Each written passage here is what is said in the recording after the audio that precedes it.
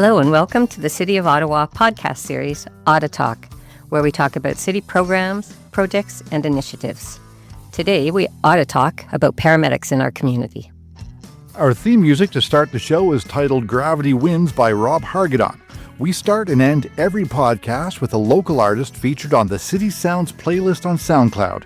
You can find a link to our playlist in our show notes, and you'll hear more from Rob Hargadon at the end of our podcast. One more reason to stay tuned till the end.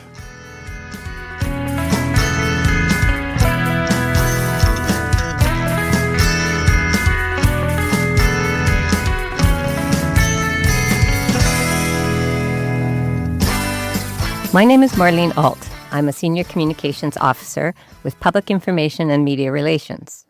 We're the main communications arm of the city, helping all our departments get information out to the public by delivering strategies for them, writing news releases, and the like. We're always looking for effective new ways to reach residents, and this recently launched podcast series is one of them. And my name is Tom Peckloff. I'm an Outreach and Communications Coordinator in the Public Works Department, supporting parks, maintenance, and forestry services. I've been kept busy this spring with a number of new tree planting programs, and most recently served as the council liaison for the Spring Freshet. But enough about that. Today, we're talking about a municipal service that everyone wants in their city, but no one wants to have to use, which is the Ottawa Paramedic Service. Paramedics, they aren't just a fast taxi to the emergency room. We'll answer questions like, what are all the different types of paramedic units we might see in the city? What's the status of level 0 occurrences? And level 0 is what you call it when all the ambulances are busy and there are none available to respond to a call. Used to be a recurring problem, not so much anymore, and you'll hear about why. To answer these questions, we'll be joined by Pierre Poirier, Chief of the Ottawa Paramedic Service. Now, you will hear Pierre talk about a report in June. He's talking about the Ottawa Paramedic Service's annual report to the Emergency and Protective Services Committee. If you follow city committees, you can look out for that on the calendar. So, Tom, have you ever had firsthand personal experience with paramedic service? Luckily, I can say no. Well, I have. Wow. And it turned out very well. My son had an anaphylactic reaction, which is a severe allergic reaction. We had to call 911. The paramedics were there quickly. They treated him. They took him to CHIO, our children's hospital. And just as importantly, they calmed down his mother, me, who was completely freaking out. Sounds like a job well done then.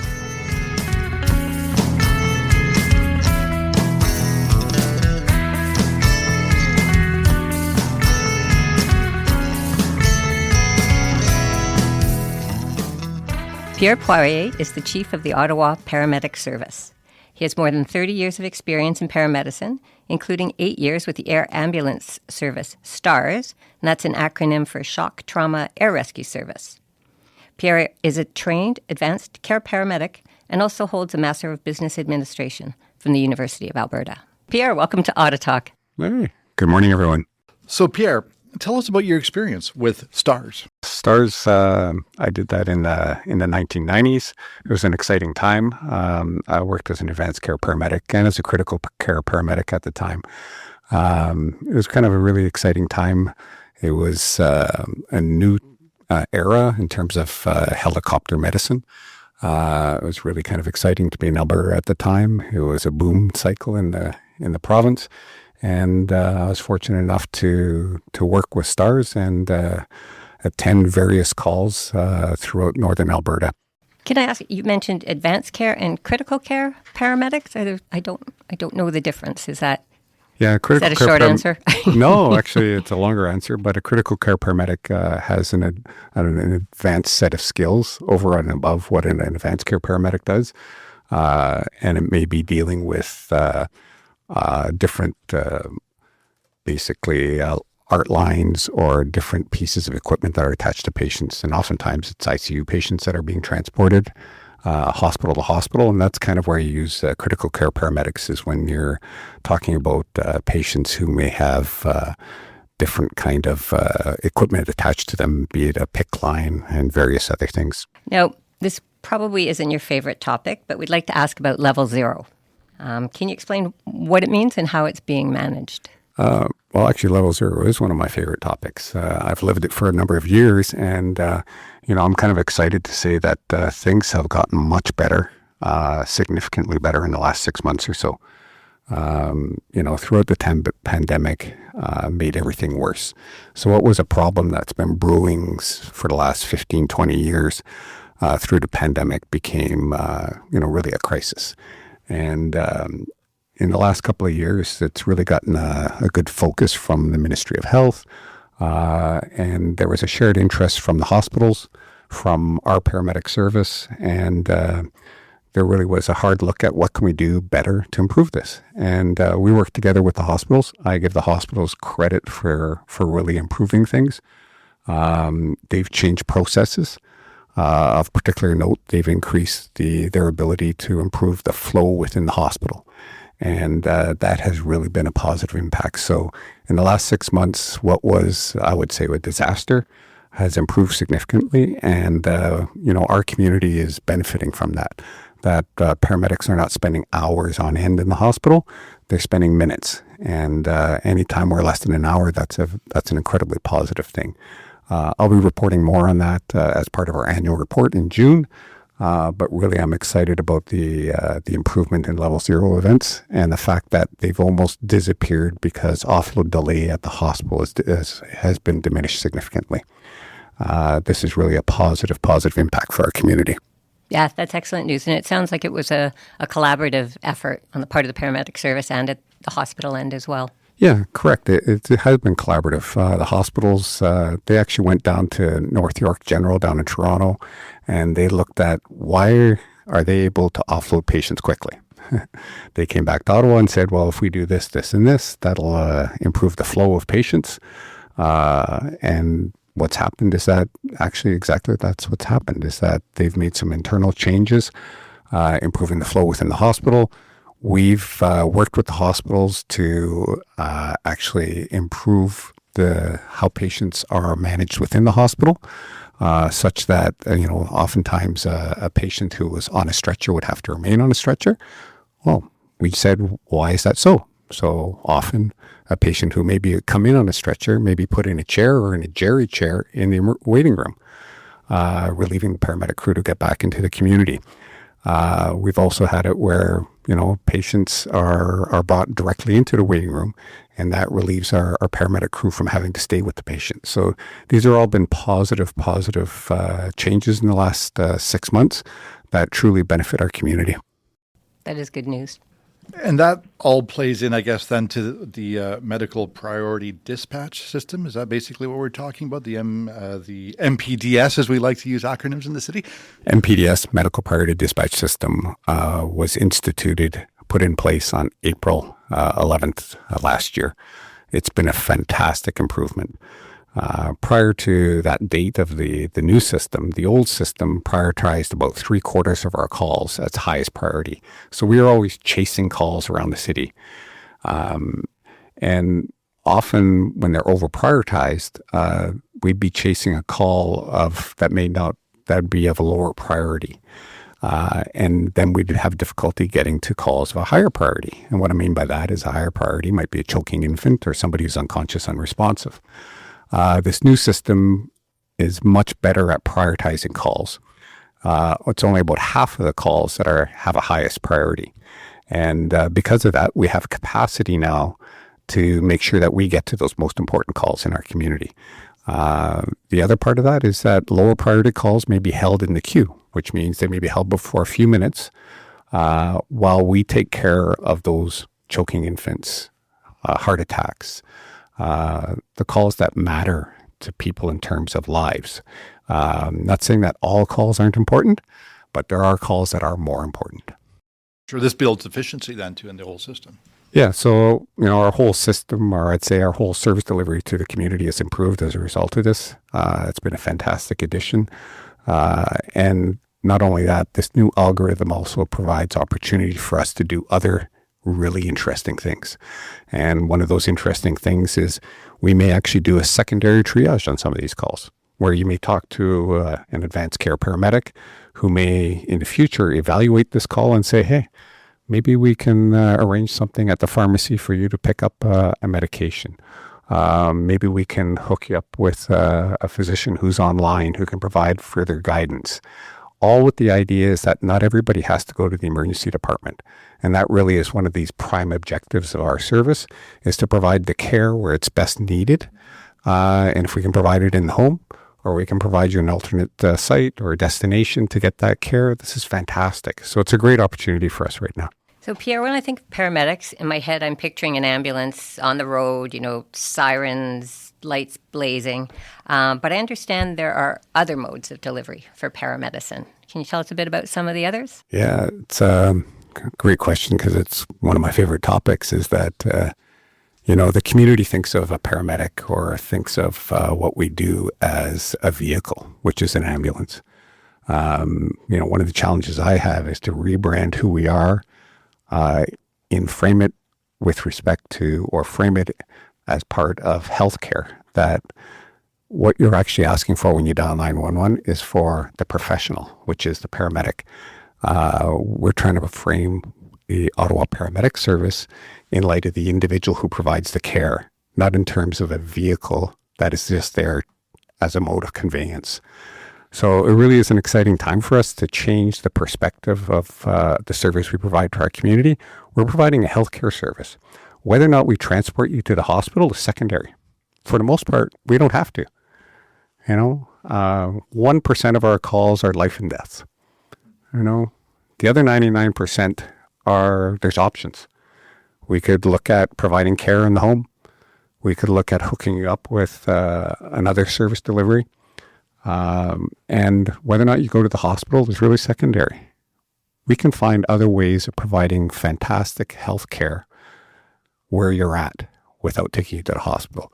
So that's why I'm trying to really minimize that word ambulance and heighten the word paramedic as something that is a great healthcare provider who can provide this definitive care or link you to definitive care. So the ambulance itself is really a tool. It's the people that are the key to the service. Absolutely. It is this individual who's highly trained. First they're 2 years, 3 years, and we're looking at degree programs for paramedics.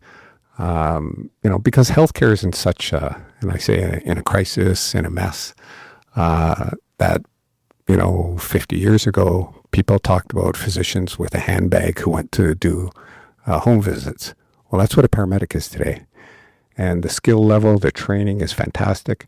We're continuing to improve that so that they can continue to provide an improved level of care at the bedside. And the bedside is in your home, not necessarily in the emergency department. And what about, for example, something happens on one of our rivers? Is there a marine response available in the paramedic service? Yeah, this is unique to, the City of Ottawa, that we have a marine team. And being part of a municipal service is really kind of a nice addition to how we provide care in our community. Because we do link with the Ottawa Police Service and with the Ottawa Fire Service to provide kind of a wraparound service on the rivers in our community. So we have paramedics who are trained. We call them our paramedic marine unit, and they provide a service in concert with police. And it really is a fantastic service. I can tell you in the last year that our paramedic marine unit has saved the life of another member in our community, that they've actually saved lives by the fact of their training and their ability to respond. So the Marine Unit has had really kind of a fantastic run. It's an important service to our community. Now, as you mentioned, that's very unique in a specialized group, but can you tell us about some of the units that we might see on a more daily basis in our neighborhoods? If you're talking about just a regular paramedic crew or specialized crew? Like we have like a bike unit, for instance? Oh, other crews. Yeah, we have paramedics who are on bikes. And it's kind of a nice thing from not just from a PR perspective, but when you have a large grouping or a large mass of people, we'll take Canada Day, for example, it's not always easy to drive a motorized vehicle. So paramedics on a bike are very nimble. They're able to get into many places that vehicles aren't. It's a nice addition to our community. So that's just one team. We have another team that is paramedic support unit, and they support a whole lot of police operations when we have demonstrations in our community. Another kind of a nice addition. So they support the police, but also support the demonstrator in terms of, making sure everybody's safe. We have a paramedic tactical unit, and they help police with, the issuance of warrants, and other kind of police activities. I don't talk about a lot of them, but they're there to help keep the police safe and also the community safe. So that's really an important team, and they're available 24/7 around the clock. And then a unique piece that we haven't really talked about much is we also have paramedics that are tied to our Prime Minister when he moves around the city, to making sure that he's safe as well. We work with the federal government, we work with the RCMP, we work with the local police.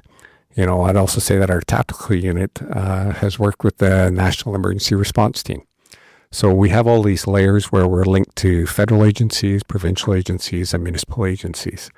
It's part of about us, providing service and keeping our community healthy. Can you tell us a little bit more about the advanced care paramedic unit in the Byward Market as well? Yeah, so, let's say many of us are concerned about our Byward Market is really a fantastic gem in our city. And, it's a spot for tourists, a spot for our community. And over the last several years, we've seen kind of a change in the texture of that community. And we've kind of challenged ourselves, is there something we can do to help? And, on our own volition, we took a look at it and said, hey, we can't allow people to die in our community. We can't allow people to die on the side of the street. And so what we chose to do is we provided some training. We said, we're going to take a paramedic, put him in a Ford Explorer, an emergency response vehicle, and assign him or her to the Byward Market and build community relations. And, at the end of the day is make sure people don't die needlessly. And we, I'm not being coy about it, but, the opiate crisis, the drug crisis is something that's significant in our community. And we've seen a really positive impact, in two ways. One is providing life-saving interventions. And the second piece has really been to develop relations within the community and to get to know people in the community. And so I understand you're taking these experiences in the Byward Market and now expanding it into Centertown. Is that correct as well? Yeah, that's correct. It's kind of the idea that if it works in one place, let's try it someplace else, right? I know it sounds really simple, but also what triggered that is that Somerset West, the consumption treatment site was closed down, and it's being reconfigured as a heart hub. Rehab and treatment site. But we recognize that if people don't have a place to go, there's going to be a problem, or it could be a problem. So just last month, I think in February there, we started we replicated what we were doing in the Byward Market, and we've added that to Centertown. So, anything north of the Queensway, south of the river, and east of Preston to the canal, we have a paramedic who's assigned to that neighborhood. And once again, they're doing that same kind of thing as trying to link with the community, getting to know people in the community, and, trying to make sure that people don't die needlessly. And it really, once again, that's had a very positive response. And, the positive response is such that we've received funding for that as well. So, last year we received funding for the paramedic in the Byward Market through the provincial government and the Solicitor General. This time we're receiving some funding through the federal government and their emergency treatment fund. And once again, it's about us just, kind of looking at stuff and saying, hey, how can we help our community in a very positive way? And the response has been fantastic. So it sounds like the service is always open to innovation, looking for new and better ways to respond to the needs of our residents. Looking a bit further down the road into the future, our city, Ottawa, is growing. The population is growing.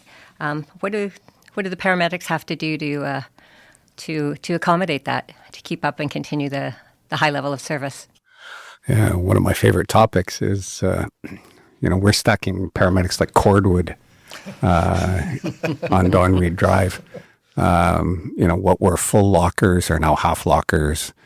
People now that were in half lockers now have their kit bags or work bags out in the garage. The beauty is that the City Council has been wonderful in supporting us in terms of adding resources. Our call volume, call demand has required us to get more staff. But the second part is that where do you put them? And so over the last several years, we've been working on an initiative to build a new West Deployment Facility in Barrhaven on Strandherd Drive. So we've secured the land. Now we're working on all the other detail, right? And there's a lot of detail that goes into that. Everything from, your funding model to the construction schedule to, how do you work all this through? And so we're working internally within the city. We'll be coming to, committee and council in the near future to get all our approvals. So what we were doing is all the background work so that when we come to committee and council, they'll be able to say yay or nay on something, and on we go. But it really is an exciting time for us. As the city, passed 1 million people, we recognize that we're not a small little town anymore. We have big city problems, but we also have to have the resources to support that. And, I'm optimistic with respect to that, that we'll continue to grow and meet the needs of our community. That's fantastic. Now, we've talked a lot, obviously, about frontline. Lots of support staff behind the units that we see out on the streets every day. Can we talk about them?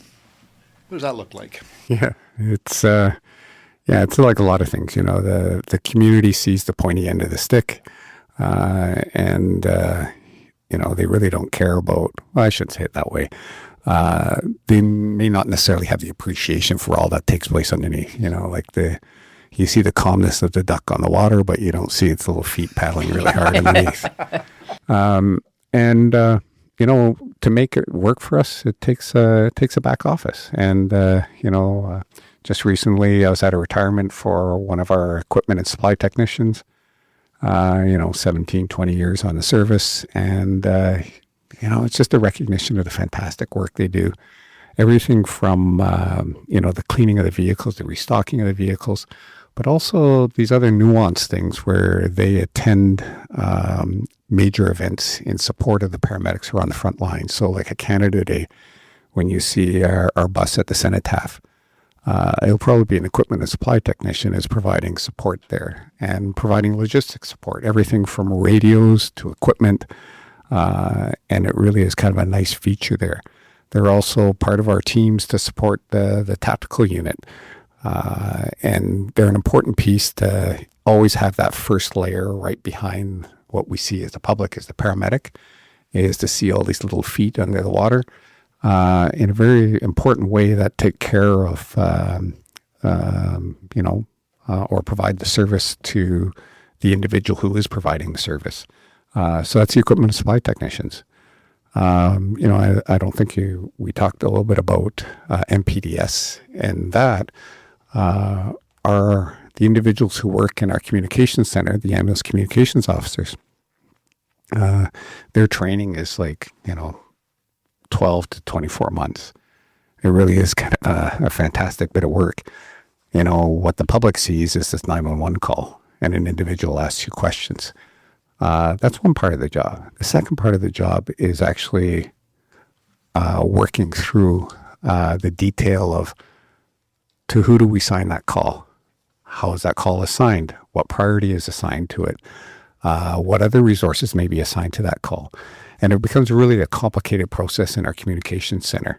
And those individuals do an incredible job to support and make sure that we have the right resources attending the right kind of calls.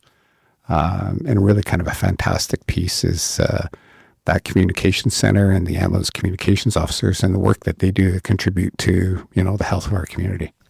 Yeah, there's real diversity of fascinating jobs sort of behind the scenes there.